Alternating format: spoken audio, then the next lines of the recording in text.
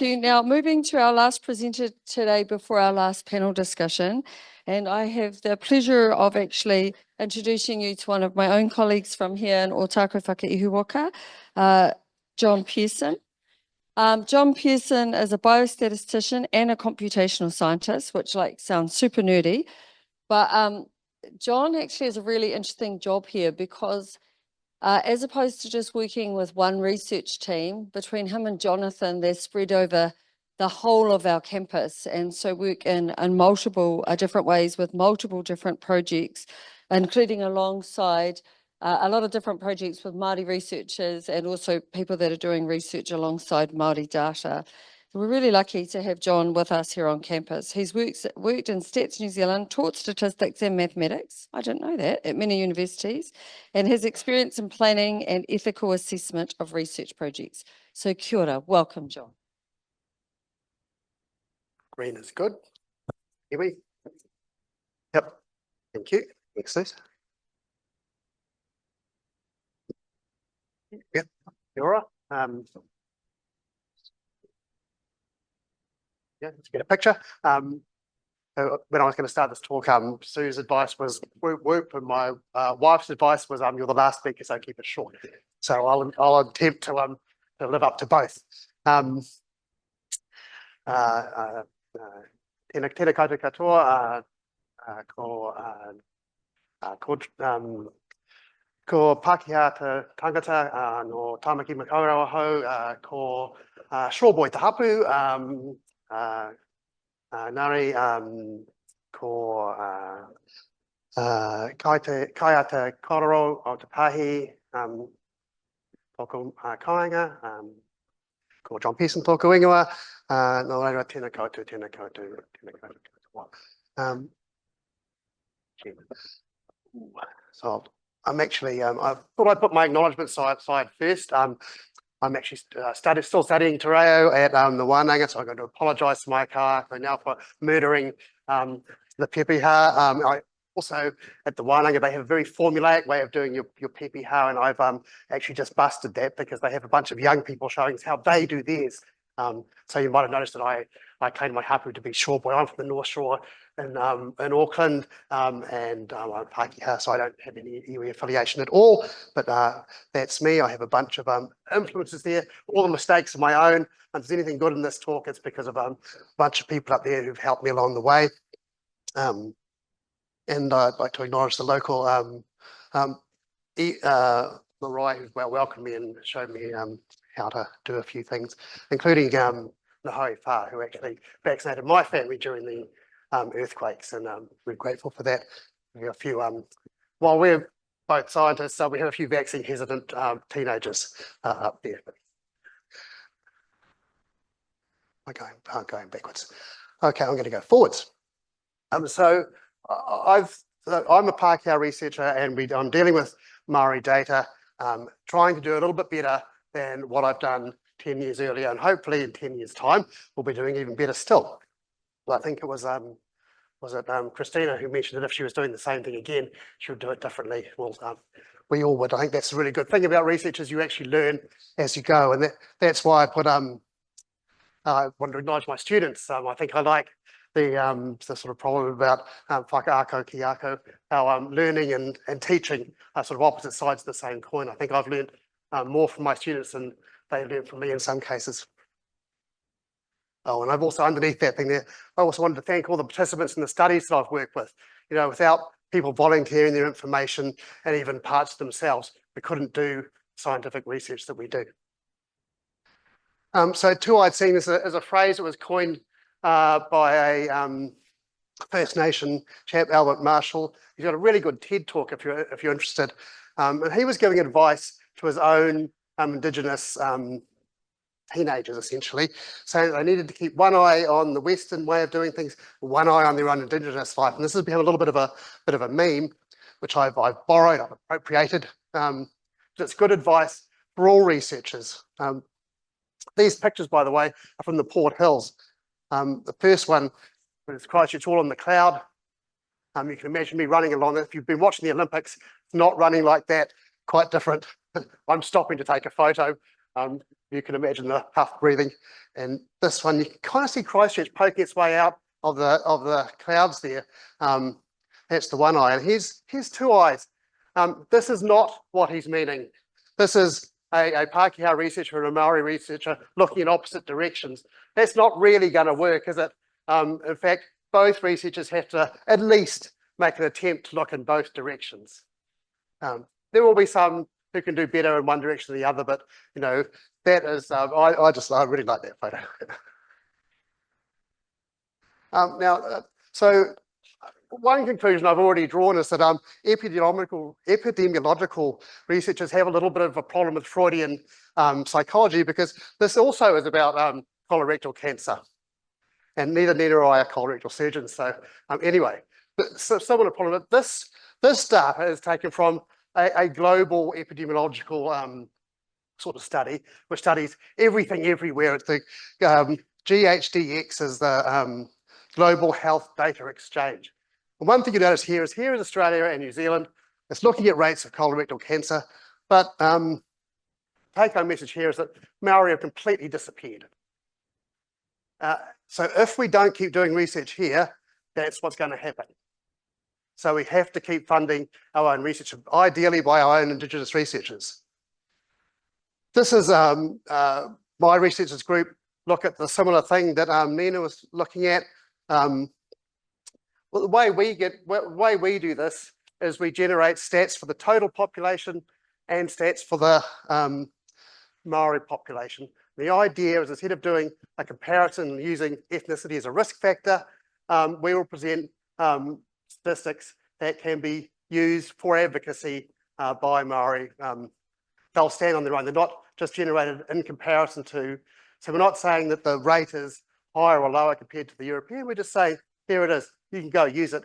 Go talk to your MP and try and get some more funding. In this case, go spend that money on colorectal cancer. What we're particularly interested here, of course, is that the rate for early on, the EO is early onset under age of 50 for colorectal cancer, and that's going up. That's a problem, because we want to know, why is that going up? And there's several sort of issues. It's actually going up. In this case, Maori are actually doing better. Those lines are lower. That's really good, but they're still going up. And of course, if you look at the age pyramid, the Maori have more younger people than the total population, so relatively it's a bigger problem. Anyway, so that's what the research is about, but I'm interested in the methodologies. What have we done? We've tried to present data on both Maori and total. You look at our age groups, we've used early onset, midlife and older. We split them up by percentages rather than using the 40-year-old and 80-year-old was the cutoff that's used in the international literature. We said 80 years old is too old for Maori. What we'll do is we'll just take over 80 is about 3% of the total population. We just took 3% of the Maori population, and which leads me on. So you can adapt. The point here is you can adapt your epidemiological methods. It's not that hard. It's quite easy to do, and those are choices that you make.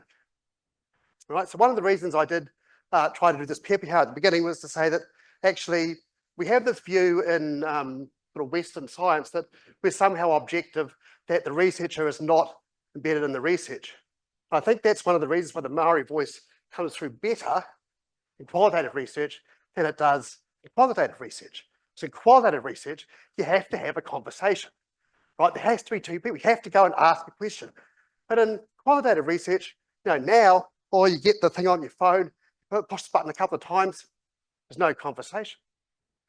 So in that way, you can kind of hide the researcher. But in fact, the researcher is always there, because there's always decisions you make, but how are you going to do the research? How are you going to interpret it? So on. And that's true whether it's qualitative, whether it's quantitative. So this is the second thing. The first thing was the two-eyed seeing. So that's sort of like your highest level, how are you going to interpret it, your governance kind of level. This is getting down into the kitchen. This is the tea towel level, where you're going to do something about it. And you know, there are actually, it's fascinating. This is going to lead on to my third thing actually, is that there are some great quantitative researchers coming through from our Pura schools, from some great Indigenous researchers coming through who've got really good quantitative skills, and we want more of them. Okay, so just one more slide on this bit. we got quite a bit of pushback on this. This is a really boring epidemiological paper. It's facts and figures, it's quite dull. But boy, the pushback was sort of like, you think you'd assaulted someone. How dare you change the age groups? Like, well, what do you mean we can make that? We make those kind of decisions all the time in analysis. Anyway, that was sort of, I borrowed this picture from Logan sitting here somewhere. It's one of his favourites. That's what it felt like reading this. And actually, the leader of this group is Frank Frizzell. I don't know if anyone knows him. He got very grumpy, and we got a comment back saying this paper would be much better if there was a cancer epidemiologist on it. So Frank's response was, well, we've actually got between 600 papers with over 12,000 citations. So could you please be more specific? And he has the Trogos to be able to say that, the mana to be able to say that. And if you know Frank, you can imagine him saying that too. So my third bit, this is the last thing I want to talk about, is education. Now this comes up here. This is the PISA test. You might have heard about it in the newspapers at the moment. All the angsting about New Zealand doing really badly in the PISA test. Well, our little bubble is one of those yellow ones beside, just above the US there. And further you go to the left, the worse you've done in this PISA test, the higher you go up, the higher you are anyway. So if you look, the only real countries that are above us are the red ones, and they're Hong Kong, Singapore, China. So this is the maths test, this is the numeracy test. We aren't doing that bad. So all this angsting about it is, I think it's a beat up. Well, the real statistic here is when you actually start looking at the difference between how the kids from the poorest schools and the richest schools are doing. That's the real stat. But I don't really want to go into that. But what, I think this is sort of, this is generating a lot of angst.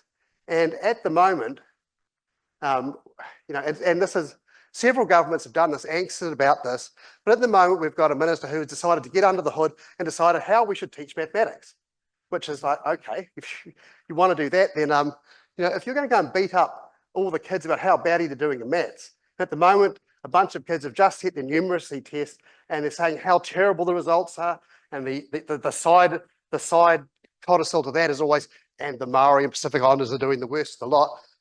If you're a maths teacher, that's the last thing you want your students to hear. That's terrible. It's sort of, luckily, actually, the students don't watch the network news or listen to Radio New Zealand. So that message has totally gone over the head, which is great because, that's so demoralizing.